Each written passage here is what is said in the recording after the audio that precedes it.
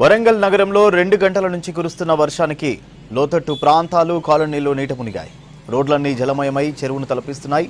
ఇకటు జనగామ జిల్లాలో కూడా భారీగా వర్షం కురిసింది. వరంగల్ హైదరాబాద్ రోడ్డు పూర్తిగా జలమయమైంది. వాహనదారులు తీవ్ర ఇబ్బందుల్ని ఎదుర్కొంటున్నారు.